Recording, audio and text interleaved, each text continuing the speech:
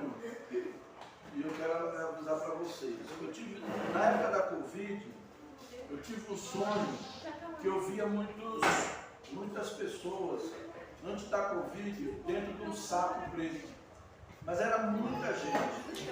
Era como se fosse um acidente no aeroporto. E logo em seguida veio aquela epidemia veio a Covid matando muita gente. Essa semana eu tive outro sonho.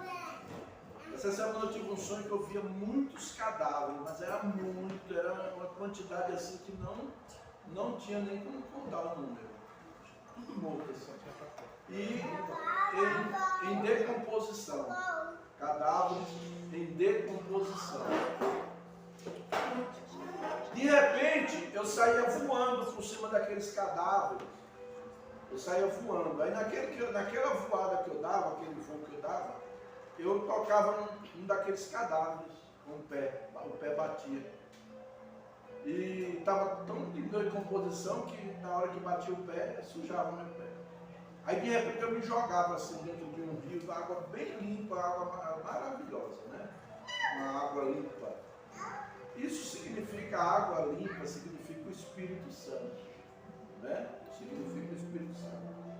Mas assim, não estou dizendo que vai ter, que não vai, pode até ser que não aconteça. Mas vamos ficar em oração, vamos cuidar da nossa vida espiritual, vamos ficar atentos, porque de repente o diabo está para lançar outra situação que nós passamos, né? Nós tivemos a Covid e de repente pode vir uma outra coisa até pior do que a Covid e matar muita gente mesmo, né? Mas a gente não vai viver com medo dessas coisas, porque Jesus ele está voltando e a gente sabe muito bem que ele está voltando, né? Então eu quero abrir aqui, vamos ler a Bíblia em...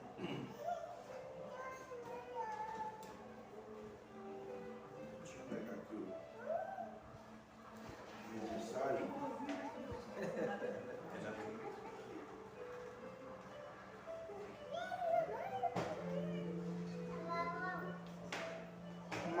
Mateus 16 e 16.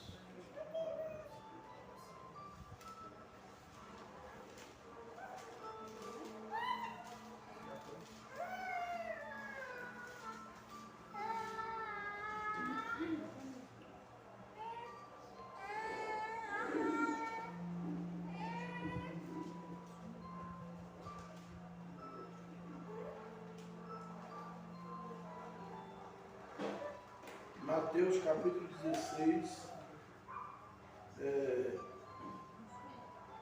vamos ler do versículo 13 até o 17. Indo Jesus para os lados de Cesareia de Filipe, perguntou aos seus discípulos: quem diz o povo ser o Filho do Homem? E eles responderam: uns dizem João Batista, outros Elias e outros Jeremias, ou algum dos profetas. Mas vós, continuou ele, quem dizeis que eu sou? Respondendo Simão Pedro, disse: tu és o Cristo, o Filho do Deus vivo. Então Jesus lhes afirmou: bem-aventurado és, Simão Barjonas, porque não foi carne e sangue que tu revelaram, mas meu Pai que está nos céus. Também eu te digo que tu és Pedro, e sobre esta pedra edificarei a minha igreja, e as portas do inferno não prevalecerão contra ela. Amém?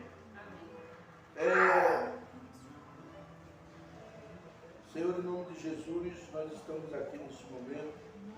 Queremos trazer uma palavra de edificação para a tua igreja, que nós possamos receber essa palavra com temor, com tremor, com alegria no coração. Em nome de Jesus. Em nome de Jesus. Amados, o título da minha mensagem hoje são as 5 fases na vida da igreja do Novo Testamento. 5 fases na vida da igreja neotestamentária. E nós vamos acompanhar na Bíblia essas 5 fases, né? E que muitas vezes nós também acabamos estamos passando por elas, né?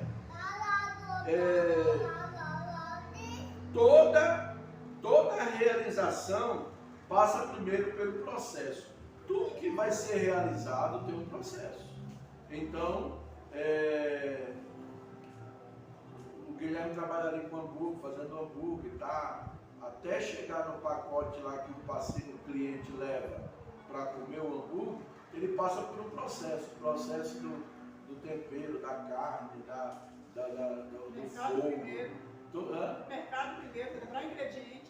Isso, o processo é grande, né? Não é só chegar lá e dar o hambúrguer. Ele não sai assim com toque de mágica. Então tem um processo. Muitas vezes nós não entendemos o processo, o agir de Deus, o trabalhar de Deus, e às vezes nós nos tornamos com espírito crítico. Às vezes a gente acaba se tornando com espírito crítico ao invés de construir, de edificar, a gente acaba sendo críticos, né? E com uma frase minha aqui, né, diz assim: não adianta criticar, e sim se envolver. Às vezes a gente critica, mas não se envolve. Às vezes é fácil você criticar uma pessoa, mas você não se envolve com aquela pessoa para ajudá-la, para orientar, para servir e assim por diante. Então nós precisamos de entender que existe um processo. A igreja passa por um processo e não adianta a gente criticar, a gente tem que se envolver, a gente tem que fazer parte do processo, né? Eu costumo dizer que quem traz solução e traz problema se torna peso, porque a pessoa tem que trazer solução. Eu gosto quando traz solução, né? Então nós vamos aqui, em primeiro lugar, quais foram as 5 fases na igreja neotestamentária? A primeira fase foi a fase onde eles receberam a ordem, do que deveria acontecer. Então a primeira fase foi a ordem, né? Mateus 28, versículo 18 ao versículo 20, a palavra de Deus deixa bem claro, né? Quando ele diz assim, Mateus 28, alguém pode ler, por favor? Vamos acompanhar na Bíblia. Porque às vezes a gente cita aleatório, a pessoa não... 28, 20? 28, do 18 ao 20. E chegando-se, Jesus falou-lhes, dizendo: é-me dado todo o poder no céu e na terra. Portanto, ide, fazei discípulos de todas as nações, batizando-os em nome do Pai, do Filho e do Espírito Santo, ensinando-os a guardar todas as coisas que eu vos tenho mandado. E eis que eu estou convosco todos os dias, até que a consumação dos séculos. Amém. Amém. Então a primeira coisa que Jesus deu a ordem, né? Ele deu a ordem e ele disse que estaria conosco, né? Quando ele disse: ide e fazei discípulos. Essa é a função nossa, ir e fazer discípulos. Marcos capítulo 16, versículo 15. Vamos lá, hoje nós vamos caminhar na Bíblia aqui. Marcos 16, do versículo 15 ao 18.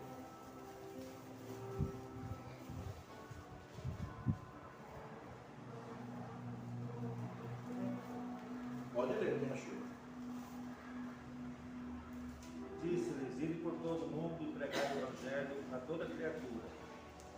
Quem crer e for batizado será salvo. Quem, porém, não crer será condenado. Esses sinais seguirão, vão acompanhar os que creem.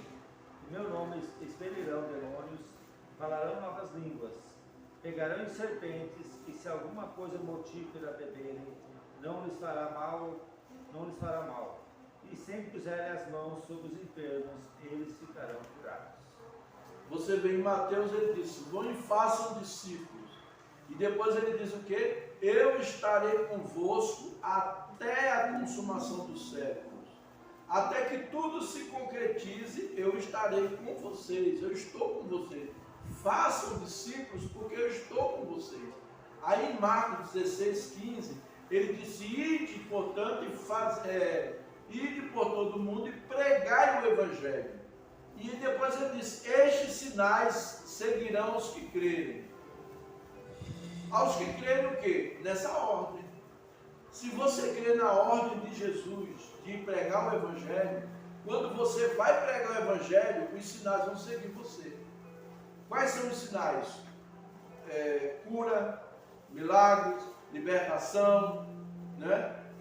Às vezes uma coisa que a pessoa pode te dar, às vezes o missionário vai pregar o Evangelho numa casa, chega lá, faz uma macumba na coisa, ou bota até um veneno para matar você, e não faz efeito nenhum. Por quê? Porque você está obedecendo aí ao ídolo de Jesus. Você quer ver milagres? Saia, pregue o Evangelho. Comunique o Evangelho. Fale de Cristo para as pessoas. E os milagres vão acontecer. Billy Graham, um grande evangelista, e ele era batista, e ele não acreditava na continuidade dos dons, na continuação dos dons. Existem duas linhas teológicas. Existe uma linha que acredita que os dons cessaram na época dos apóstolos, que não existe mais os dons espirituais hoje. E existe outra linha que crê na continuação dos dons. Eu sigo esta linha, porque eu creio na continuação dos dons. E eu até falei para o meu professor de grego no seminário, eu falei, como é, se os dons cessaram, e por que o diabo não cessou de se manifestar e de destruir as pessoas? Então as coisas de Deus podem parar e as do diabo não, né? Então nós precisamos do poder de Deus para confrontar o poder das trevas. Nós precisamos do poder de Deus, né?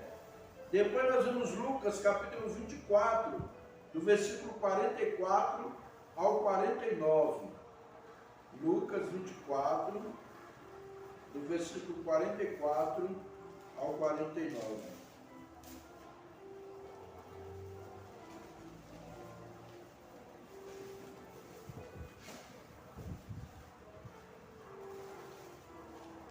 Pode ler, cachorro.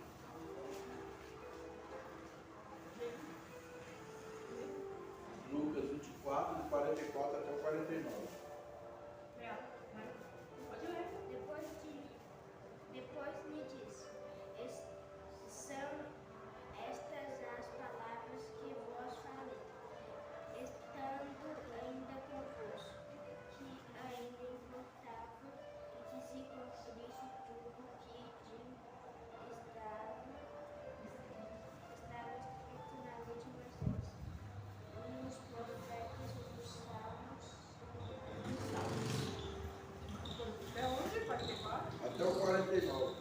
Então lhes abriu o entendimento para compreenderem as Escrituras e disse-lhes, assim está escrito, que o Cristo padecesse e ao terceiro dia ressurgisse dentre os mortos, e que em seu nome se pregasse o arrependimento para a remissão dos pecados, a todas as nações, começando por Jerusalém. Vós sois testemunhas destas coisas, leu 49. E eles?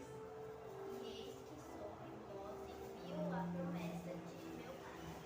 Ficai, porém, da cidade, até que do alto sejais revestidos. Então, o que nós vemos aqui? Primeiro, nós vemos Jesus disse que continuaria, que estaria conosco até o final do século. Depois, ele disse que se a gente obedecer, os sinais seguirão.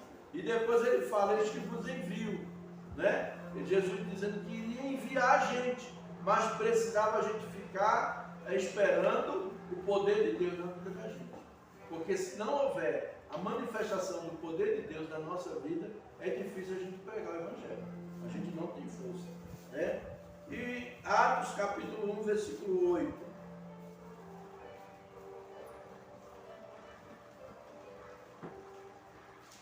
Atos dos Apóstolos, capítulo 1, versículo 8.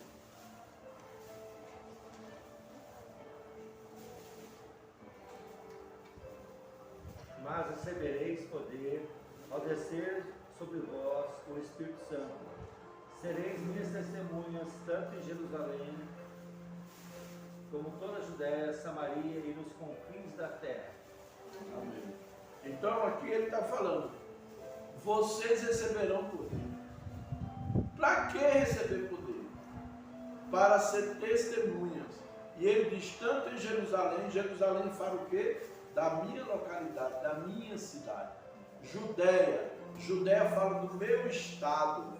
Samaria fala do estado vizinho, próximo.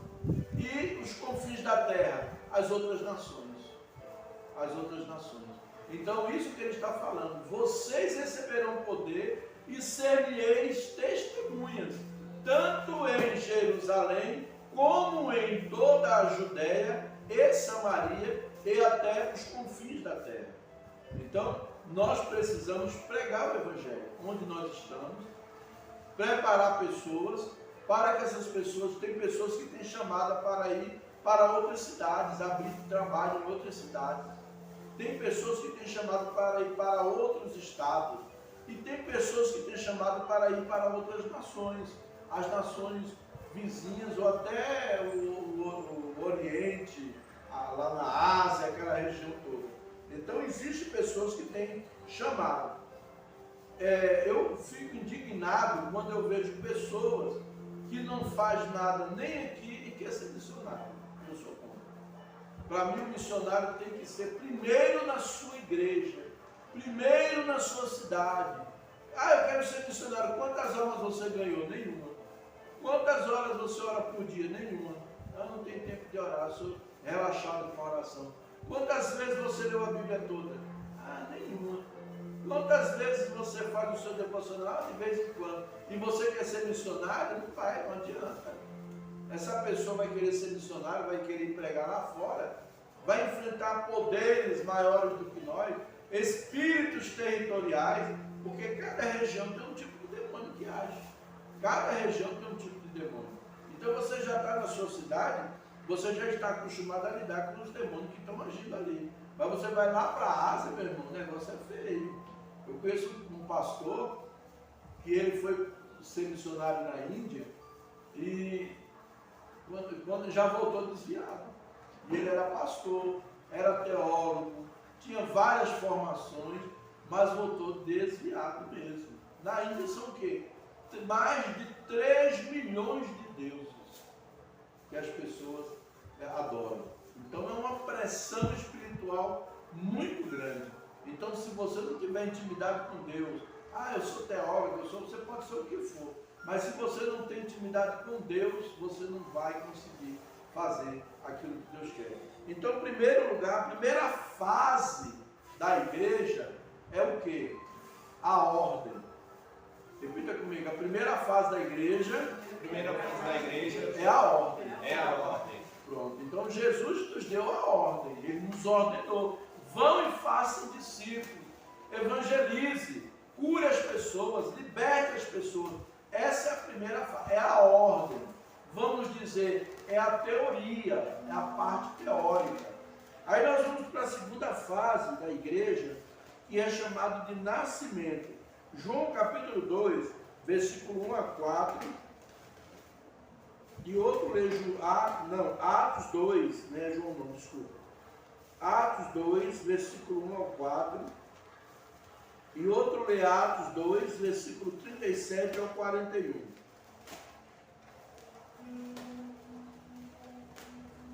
Atos 2, versículo 1 a 4. E depois Atos 2, versículo 37 ao 41. Atos 2, 4.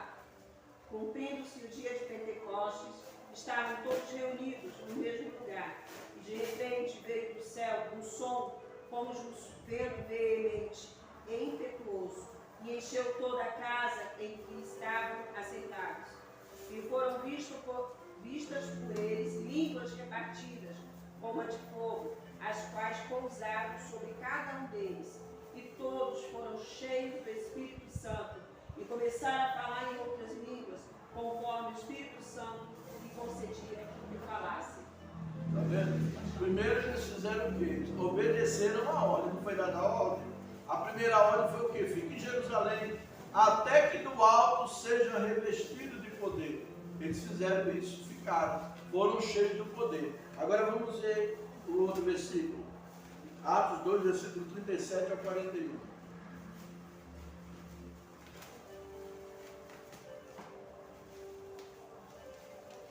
Ouvindo eles essas coisas, Compungiram-se-lhes no coração e perguntaram a Pedro e aos demais apóstolos: que faremos, irmãos? Entendeu também? Até o 41. Respondeu-lhe Pedro: arrependei-vos cada um de vós e seja batizado em nome de Jesus, para a remissão de vossos pecados, e recebereis o dom do Espírito Santo.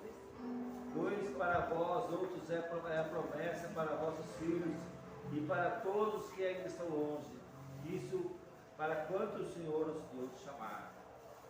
Com muitas outras palavras deu o testemunho, exortando, dizendo: salvai-vos dessa geração perversa. Então os que lhe aceitaram a palavra foram batizados, havendo um acréscimo naquele dia de mais de 3.000 pessoas. Está vendo? Agora eles fizeram o quê? Obedeceram e receberam o poder. Depois que eles receberam o poder, eles tiveram ousadia, eles tiveram autoridade para pregar. E Pedro, que havia negado Jesus 50 dias antes, ele havia negado Jesus.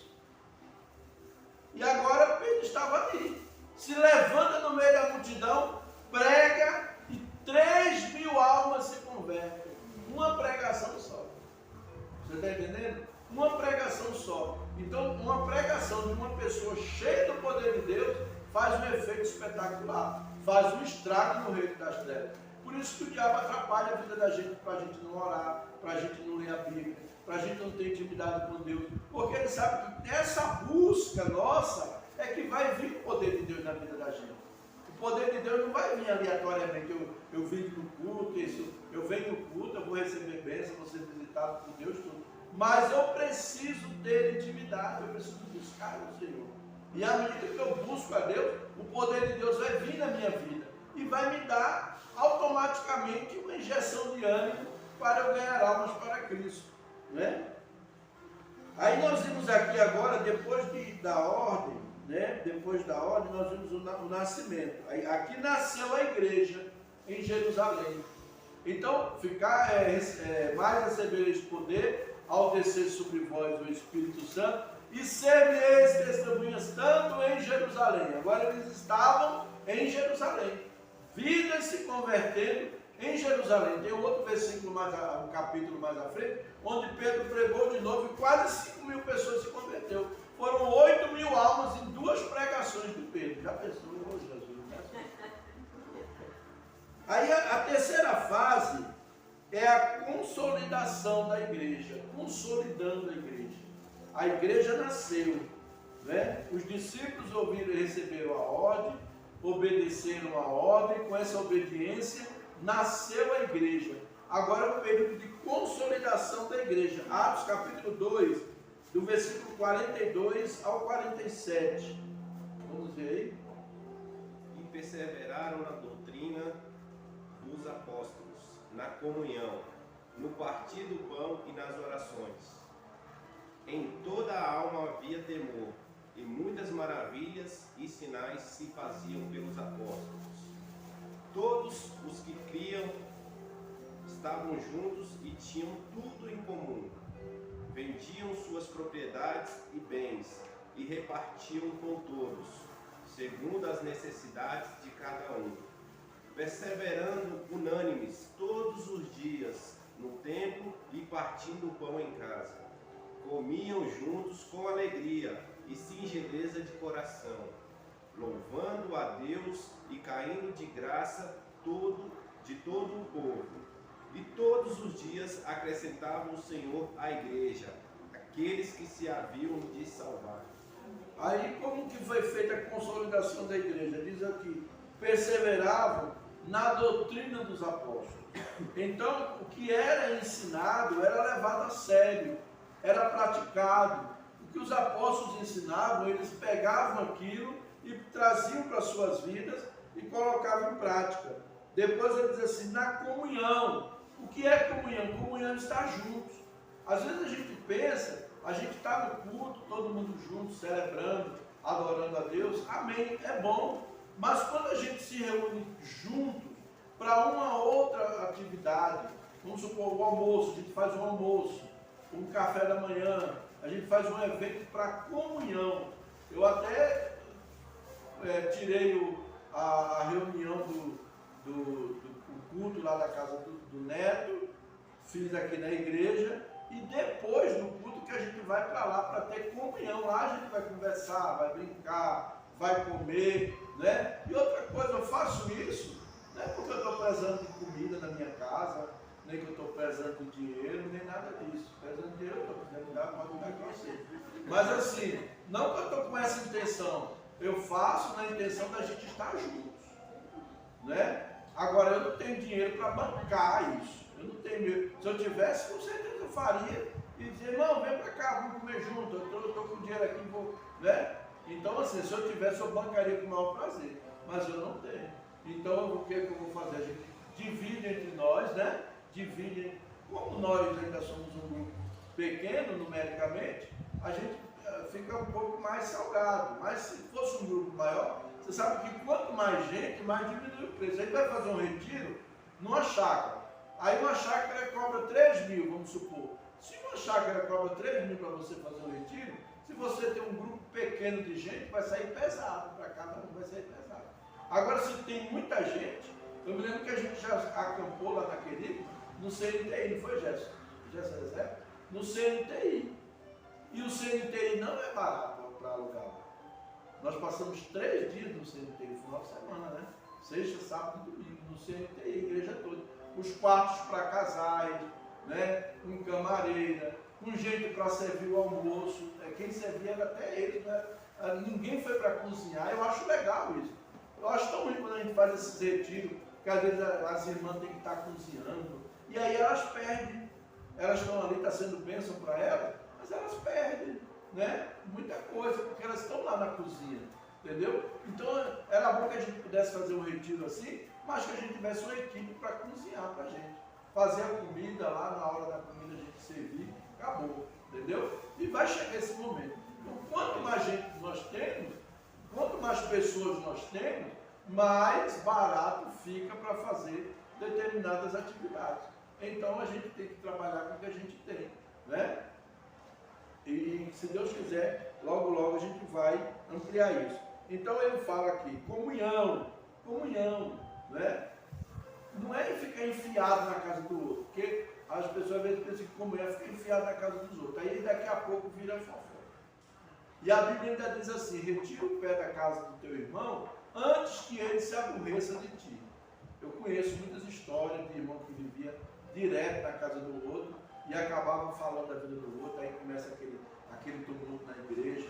Aqui, graças a Deus, não aconteceu isso não. Mas chega aquele falatório, tu viu a casa de fulano? Estava desarrumado, estava não sei o quê. Tu viu o filho de fulano, mal vestido? Tu viu não sei o quê? Porque, cara, isso aí, você vai na casa da pessoa, não interessa o que está acontecendo lá. Então, comunhão é o quê? Firmar os nossos laços, firmar a nossa amizade, firmar a nossa parceria, dividir a nossa necessidade um com o outro. Às vezes uma necessidade de oração, às vezes até uma necessidade financeira. Cuidado com o irmão que fica pedindo dinheiro emprestado para o outro. Tem que ficar esperto, porque tem gente que quer pedir, mas não quer pagar. Né? Então assim, mas às vezes a pessoa está apertada e você está junto ali, está na comunhão. A pessoa chega na igreja bonitinha, arrumadinha, você não sabe o que ela está passando em casa, né? Às vezes não tem o almoço para comer em casa. E às vezes a gente não sabe, a gente vai saber como? Na comunhão. Agora não é saber para sair falando, julgando a pessoa. É ver e procurar se mobilizar para ajudar o outro. Né? Na comunhão. Depois ele diz, no partir do pão e nas orações, na partilha, comer junto. Às vezes eu fui na casa do Diego da Fran, misericórdia, comi então beleza. Aí não mexeu de Maria. Aí outro dia eu fui na casa do Gerson da Eliane, a mesma coisa. Então, né, só Jesus na casa. Marcar jejum, né, Gerson? Vai ser jejum para saber. Não, é isso não. Vai ser não jejum. chama ele não, tá? Não, só chama ele. Chama ele. Na partilha, né? Na partilha. Mas também nas orações. Nós precisamos nos unir em oração. Estar juntos orando, né? Pedindo a Deus um pelo outro, orando um pelo outro. Né? A gente faz, eu tenho um grupo de oração, que é o ciclo de oração online, né? A gente manda uns pedidos ali e as pessoas têm recebido bênção. Muitos testemunhos, né, Cláudia? De pessoas que têm ali vários testemunhos de pessoas que têm recebido bênção ali naquele grupo. Depois ele diz assim: em cada alma havia temor, e muitos prodígios e sinais eram feitos por intermédio dos apóstolos. À medida que a igreja vai sendo edificada, ensinada, partilha, oração, vai trazendo temor no coração. O que é temor? Temor não é medo de Deus. Temor é medo do que pode me acontecer se eu desagradar a Deus. Se eu fizer o que Deus não manda fazer. O que pode me acontecer? O que pode me acontecer se eu pecar? Né? O que pode me acontecer? Então eu tenho que ter isso dentro de mim. Me chamaram para ir para o boteco. Aí eu vou pensar, bem, o que pode acontecer se eu for para esse boteco? E depois, eu vou abrir uma brecha no mundo espiritual. E essa brecha no mundo espiritual pode atacar até minha família. Aí eu vou encher a cara de cachaça. Eu vou abrir uma brecha no mundo espiritual, não adianta, eu vou abrir brecha. Por isso que a comunhão e a oração ajuda a pessoa a sair desse movimento aí, sair desse meio. O objetivo é que a pessoa saia desse meio. Por quê? Porque à medida que você está lá, você está abrindo brecha. Aí quando vem uma coisa, outra, uma doença, uma perca, e você não sabe de onde está vindo. Quando você vai ver, foram brechas que foram abertas. Olha, o diabo, a palavra de Deus diz que o anjo do Senhor acampa-se ao redor dos que o serve, o teme e os livra. Mas serve o que? Teme. Se você não teme a Deus, você não tem proteção. Você abriu sua proteção, você abriu a guarda. Né? Você abriu a guarda. E se você abrir a guarda, é onde o diabo entra naquele momento, é onde ele tem acesso. Porque a Bíblia diz assim que o anjo do Senhor acampa-se ao redor. Mas ao derredor está o quê? O diabo.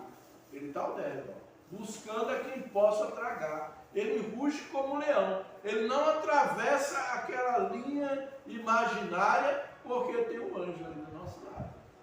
O anjo, a palavra de Deus diz que nós temos um anjo do nosso lado, todos nós. E ali temos um anjo protegendo a gente, cuidando da gente. Mas a gente não ajuda o anjo. A gente vai para lugares onde a gente acaba dando brecha. Aí a gente dá legalidade. No que a gente abre a legalidade, o diabo entra. O anjo não pode impedir, proteger você naquela hora. Porque você abriu a guarda. E a Bíblia diz que Satanás, ele vive 24 horas reclamando diante de Deus a nossa vida, a nossa alma. Sabia? Reclamando. Então, quando você faz uma coisa errada, o diabo diz, na hora, não é teu filho, não é teu servo. E aí ele já libera um espírito maligno para atacar. Esse demônio que anda ao redor, que são os espíritos familiares, são eles que se manifestam nos terreiros e nas sessões espíritas, são esses espíritos familiares, são os demônios, que conhecem toda a sua vida, toda a sua história. Quando está lá no terreiro, lá no centro espírita, aí o fulano até imita a voz da pessoa. Até imita. Uma vez uma irmã, um pastor, um casal de pastores, perdeu uma filha, a menina morreu, a menina tinha 5 anos de idade. E a mulher ficou inconsolável, não conseguia vencer o luto, o marido conseguiu rápido, mas a mulher não vivia chorando, não queria mais ir para a igreja, nem nada. Aí um dia a vizinha dela, que era espírita, subiu no muro assim e falou para ela assim, vizinha, você perdeu sua filha, você não se conforma, né? Ela disse, é. Ela falou, se você quiser falar com ela, eu vou levar você num lugar que você vai falar com ela. Aí ela falou, não, mas eu não, meu marido, a gente somos evangélicos. Eu disse, não tem problema não, lá tem aceito evangélico. Aí a mulher foi. Quando chegou lá, incorporou lá uma pessoa dizendo que era menina. A voz da menina, mamãe, eu estou aqui com saudade de você, não sei de quem. Quando quiser falar comigo, vem aqui mais vezes. Né? Ó, já fez o convite. E aí ficou. A mulher ficou impressionada. E agora, como é que eu falo com o marido? Né? O marido, pastor, tudo. Como é que eu vou falar para ele? E ficou naquela luta. Aí chegou uma hora que ela falou, mas o marido foi esperto. Ele falou, foi mesmo, você falou com a nossa filha. Eu falei com a nossa filha. Parece que está bem. Então eu quero ir lá nesse lugar também. Pode falar para ela que marcar o dia que eu vou. Aí você vai mesmo? Vou, nós vamos junto, eu quero falar. Aí ele pegou, a mulher marcou lá. O pastor tirou 7 dias de jejum. Falou, vou jejuar. Tirou 7 dias de jejum. Jejuou. Quando chegou no dia da sessão, receberam ele, cara assim, boa noite, senhor pastor, muito bem-vindo, não sei o quê. Aí ele foi fazer a sessão. Quando fizeram a sessão, a menina apareceu de novo lá na pessoa, lá no médio, né? Só que a menina não olhava para a cara do pai, só olhava para a cara da mãe. Aí quando a menina começou a falar, né? E a mãe, aí, tá vendo? Eu falei que aqui a gente, né? Tá aquele negócio. Aí na hora o pastor pegou e falou assim, Satanás, em nome de Jesus, diga o seu nome. Aí na hora o demônio se manifestou. Na hora o demônio se manifestou, porque foi descoberto, né? E deu uma gargalhada, né? Você está entendendo? Então o que acontece? Engano, espírito de engano. Esses são espíritos familiares, eles sondam, eles conhecem tudo que a gente faz. A cigana vai ler a sua mãe e vai dizer muita coisa, vai dizer, porque o espírito que está ali usando ela naquela hora, ele conhece você. Então a gente tem que ter cuidado, a palavra de Deus fala que a gente tem que o quê? Estar junto, na oração, sempre juntos na oração, na comunhão, né? Tem crente que não quer, quando fala em orar, misericórdia, não vem, não aparece. Mas a oração é muito importante para nossas vidas. E desmascarar as artimanhas de Satanás. Isso vai o quê? Consolidando a igreja, né? Diariamente perseveravam unânime, 46 ao 45. 44. Todos os que creram estavam juntos e tinham tudo em comum. Vendiam as suas propriedades e bens, distribuindo o produto entre todos, à medida que alguém tinha necessidade. Ainda tinha mais essa. Vou orar por você. Não. O irmão está com necessidade, eu tenho como ajudar, eu vou ajudar, eu vou fazer alguma coisa. Havia isso aqui.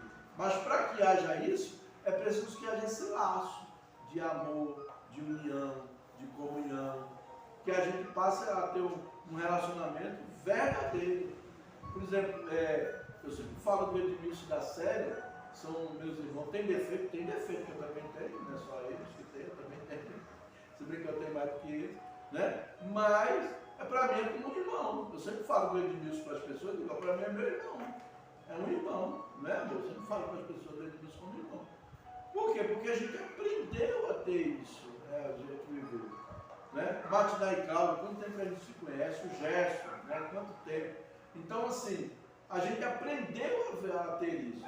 A Querigma era uma igreja diferenciada, por quê? Porque a gente aprendeu isso, a gente vivia em família, não era, Gerson? Era uma família, a gente vivia em família. Entendeu? Não dava bronca no filho do outro, ninguém ficava magoado, né? O menino estava fazendo coisa errada, eu menino, não sei o quê. Aí, se você não tem essa comunhão, essa unidade, essa coisa de família, você dá uma bronca no menino do outro que está errando, já fecha a cara para você, já não quer falar. Dá todo de mal, que vem lá no norte diz, todo de mal colorado, né? Todo de mal.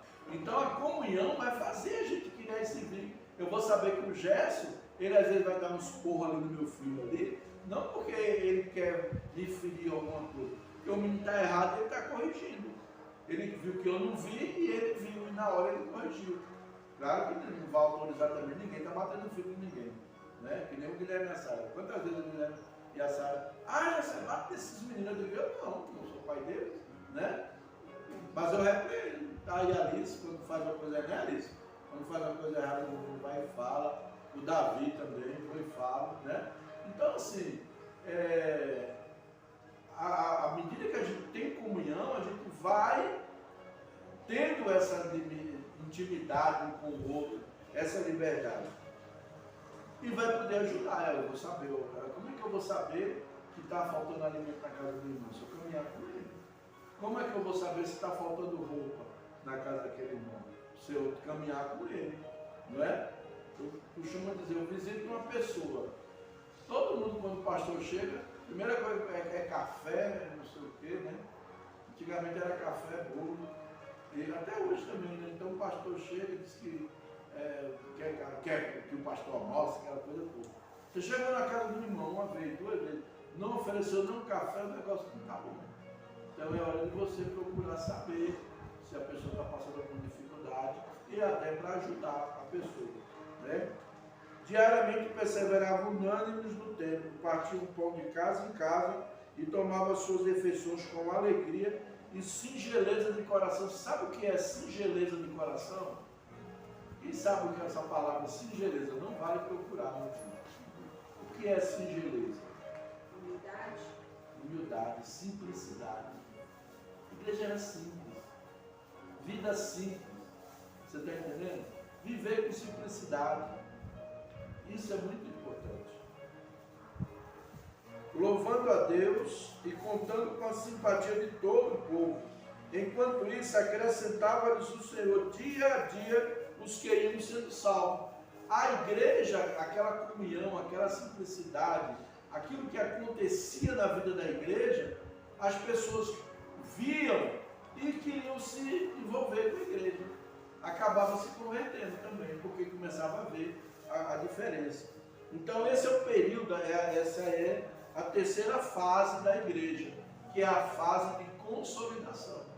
Consolidar a igreja. Aí vem a quarta fase, que é Atos capítulo 8, o versículo 1 ao 8. Atos capítulo 8, versículo 1 ao 8.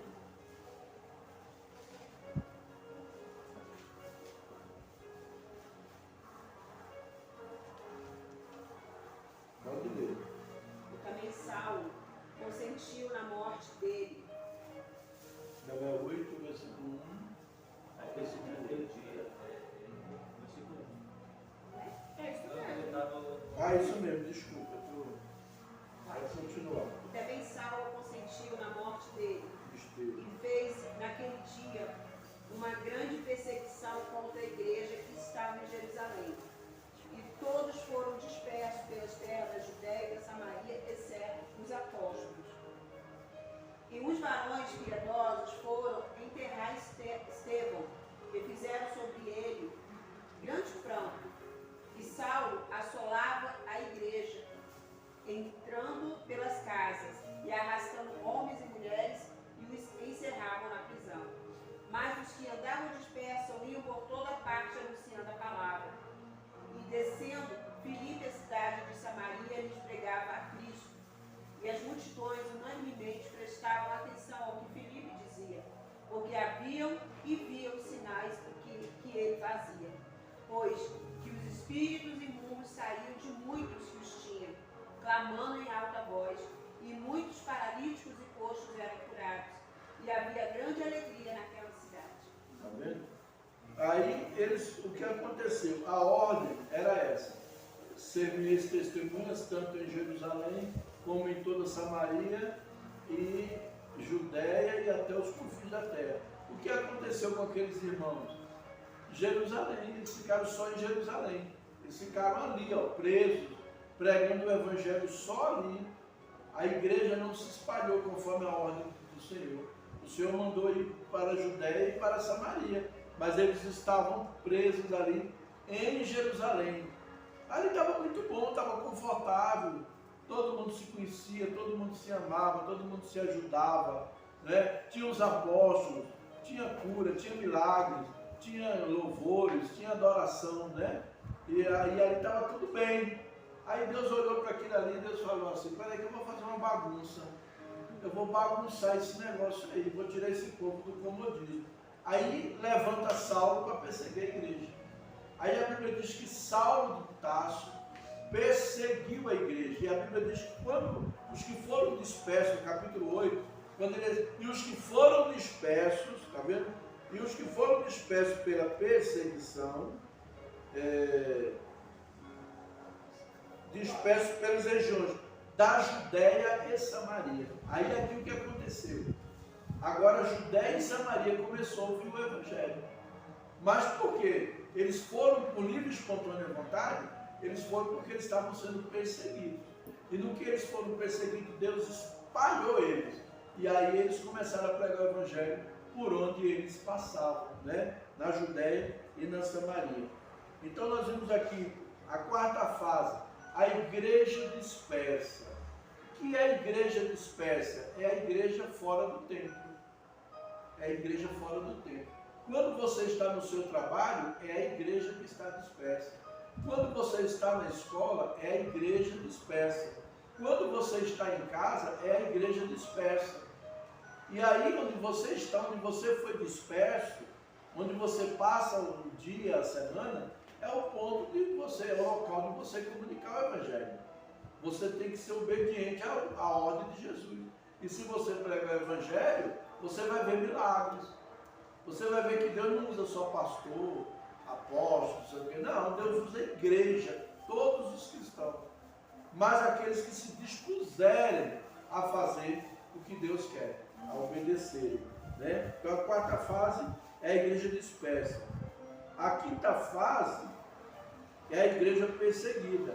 Atos capítulo 11 e o versículo 19 e 20. Atos capítulo 11, versículo 19 e 20. O que é que diz aí?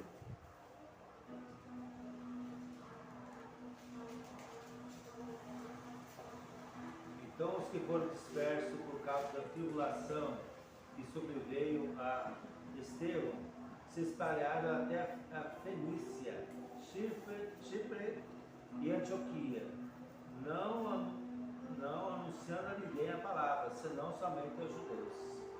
Um defeito gravíssimo que eles tinham era de querer pregar só para judeus. Eles achavam que o evangelho era só para os judeus. Veja o versículo 20 aí.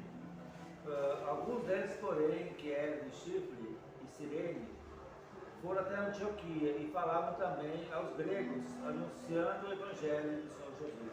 Alguns desses irmãos compreenderam que o evangelho não era só para judeus, era também para os gentios. E anunciaram, mesmo para os gregos, eles anunciaram. Eles achavam que só os judeus tinham salvação. Tinha salvação, só os judeus.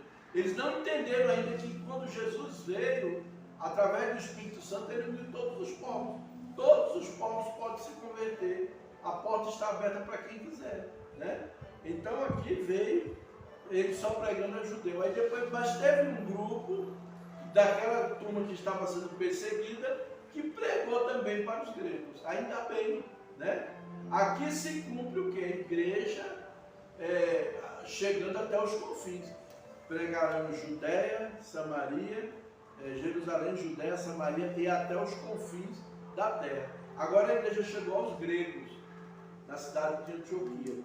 No capítulo 13, então essa fase, a quinta fase, é a fase da igreja perseguida. É onde a igreja passa pelo teste, pela aprovação, onde a igreja é provada, né? E nós somos perseguidos. Nós não somos perseguidos, às vezes, diretamente pela política, pelas autoridades, mas nós somos perseguidos pelos demônios, o espírito maligno usando pessoas da família, pessoas que são da nossa vizinhança, amigos nossos que de repente se levantam contra a gente, sem querer nem para quê. Né? De repente aquela pessoa está tão bem com você, de repente aquela pessoa arruma uma confusão com você. O que é isso? São perseguições, porque você está servindo a Cristo. E o diabo vai se levantar sempre contra você. Vai se levantar sempre. Não fique pensando que vai ficar quietinho e o diabo vai ficar quietinho ali. Quanto mais você quer agradar a Deus, mais ele vai querer se levantar para te atacar. Mas isso não vai me impedir, não vai me fazer acovardar de cumprir com o chamado de Deus para a minha vida, né? Então, essa fase de perseguição é uma fase até de tratamento de Deus na vida da igreja, porque a igreja vai cumprir o propósito dentro do tratamento. Quando a gente está sendo tratado, a gente fica tão humilde. Quando a gente está bem, não tem nada, não está acontecendo nada, a gente vai para a igreja quando quer, a gente prega quando der vontade, né? A gente ora quando der vontade. Mas quando vem uma perseguição, uma luta, é uma pessoa que o diabo levanta contra a gente, é uma enfermidade que entra na nossa casa, né? É um desemprego, a gente fica tão crente que a gente até reclama porque não tem culto todo dia. Porque ele queria por todo dia. Então esse é o processo, né, de tratamento. A igreja está sendo tratada. A perseguição é para tratar a igreja. Eu não tenho medo da perseguição. Eu não tenho medo da perseguição. A igreja perseguida ela é mais forte do que a igreja que não é perseguida. A igreja na China ela é poderosa. É poderosa mesmo a igreja na China.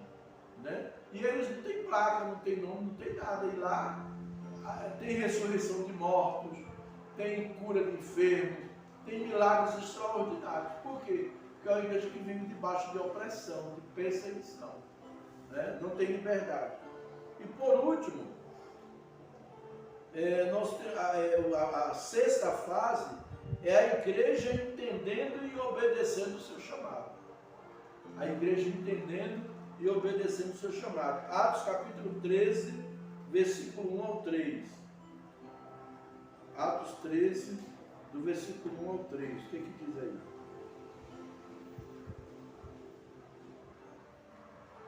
Na igreja de Antioquia havia profetas e mestres, Barnabé, Simão chamado Lígia, Lúcio de Cirene, Manaém, que fora criado por Herodes, o tetrarca, e Saulo.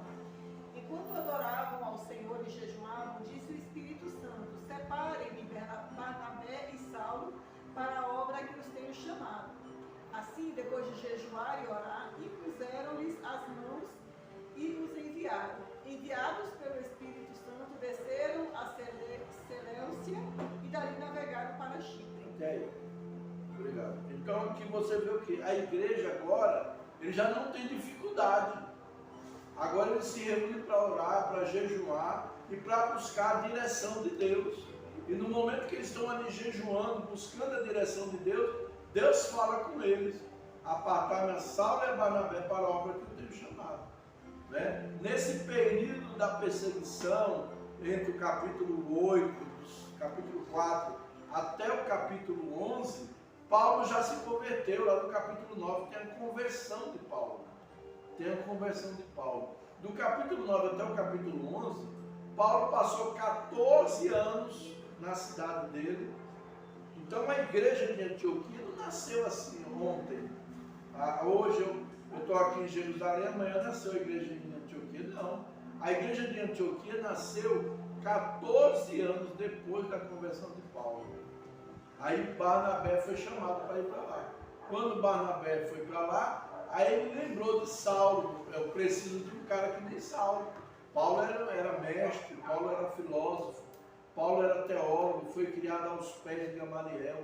Ele tinha muita bagagem. Então existem pessoas na igreja, os ministérios para isso. Existem pessoas que estão chamadas para evangelismo, para evangelizar. Não adianta o evangelista querer ensinar que ele vai dar com burro d'água, como diz o povo. Não adianta o profeta querer ser o mestre. Pode acontecer do profeta ter o ministério de mestre. Pode acontecer do evangelista ter o ministério de mestre. Mas nem sempre tem. Né? Tem um apóstolo. Então cada um vai exercer o seu ministério dentro do seu chamado que Deus chamou. E ali havia uma igreja madura. Uma igreja madura é uma igreja que entende o seu propósito, que entende para que ela veio, que entende para que ela existe.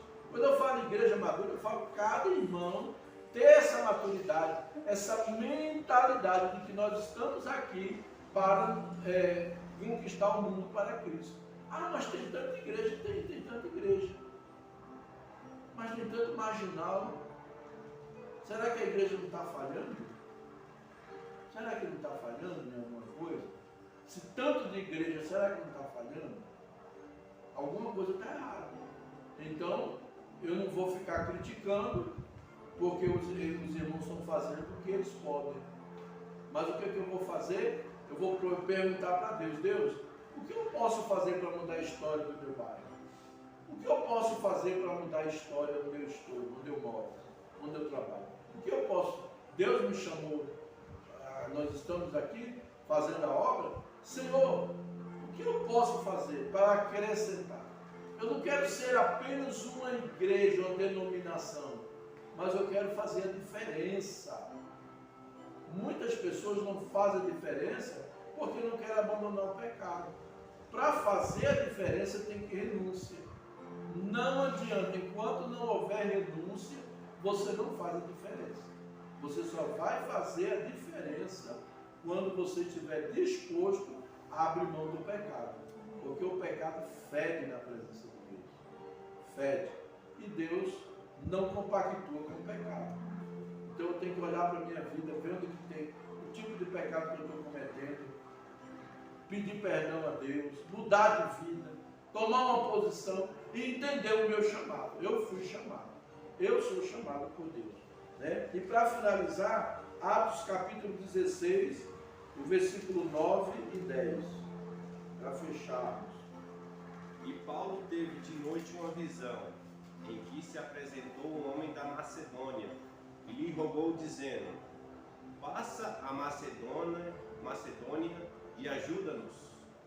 E logo depois dessa visão, procuramos partir para a Macedônia, concluindo que o Senhor nos chamava para lhes anunciarmos o Evangelho. Está vendo? Paulo aqui já tinha saído da igreja de Antioquia, porque ele foi chamado por Barnabé para ajudar Barnabé na igreja de Antioquia. Edificou a igreja, consolidou a igreja.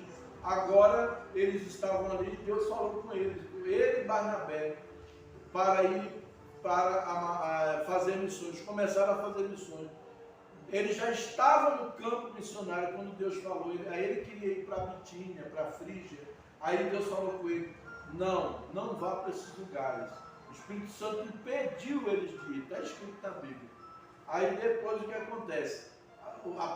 Ele tem uma visão em que apareceu um varão da Macedônia, uma pessoa da Macedônia, chamando, dizendo: passa a Macedônia e ajuda-nos.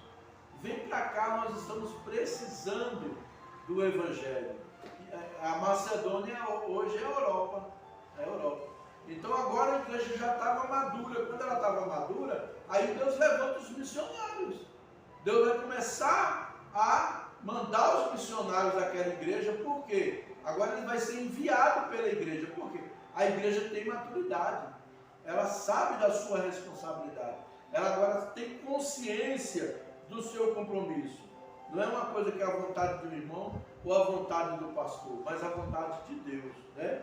E para concluir, precisamos entender que é necessário obedecer à ordem de Jesus, se fortalecer nos relacionamentos com a igreja, desde o seu nascimento, vivendo as dificuldades juntos, pois existem perseguições espirituais para tirar os crentes da igreja. Vai acontecer picuinha, coisinha besta. Não vamos para aquela igreja não. Pastor chato, né? Além de feio, doido, é chato. Não, né, pai? Né? O diabo ele vai usar coisinhas, picuinhas, para você querer sair daquela igreja. Né? Até que todos compreendam que temos um chamado e devemos obedecer. O processo é esse. Deus está trabalhando até que todos nós tenhamos a compreensão do chamado e estejamos dispostos a obedecer esse chamado. Amém? Esse é o processo, é as fases que a igreja está passando. E nós precisamos orar, dizer: Senhor, seja qual for a fase que a minha igreja estiver passando, eu quero estar dentro, eu quero me envolver, eu quero estar envolvido com essa fase. Seja qual for a fase. Amém? Amém. Vamos orar. Vamos fechar os nossos olhos. Vamos falar com Deus. Em nome de Jesus. Glória a Deus. Queria pedir a minha esposa para fazer essa oração. Senhor, em nome de Jesus, nós queremos te agradecer pela tua presença, por essa palavra que o Senhor nos trouxe, Deus, para que nós possamos observar, Deus, como está a nossa vida, naquilo, Deus, que nós precisamos melhorar, naquilo, Deus, que nós precisamos nos encaixar no teu propósito, nessa sequência, Deus, para cumprir o teu chamado. Que o Senhor venha nos fortalecendo, quebrando todas as cadeias, grilhões. Que o Senhor venha ministrando sobre nós, Deus, a direção de tudo aquilo que o Senhor quer que nós mudemos, que nós venhamos, Deus, a nos alinhar à tua vontade. Em nome de Jesus, obrigado. Nos auxilia, Espírito de Deus, nessa transição, nesse processo, Deus, de aprendizado daquilo que o Senhor, de aprendizado e de posicionamento daquilo que o Senhor quer que nós façamos. Em nome de Jesus. Amém. Amém. Amém. Deus abençoe cada um. Deus dê uma semana vitoriosa, em nome de Jesus, com notícias boas, maravilhosas. E vamos refletir no que nós ouvimos da palavra e vamos nos colocar à disposição para cumprir o propósito de Deus. Amém? Que Deus abençoe cada um, que a bênção do Senhor esteja sobre cada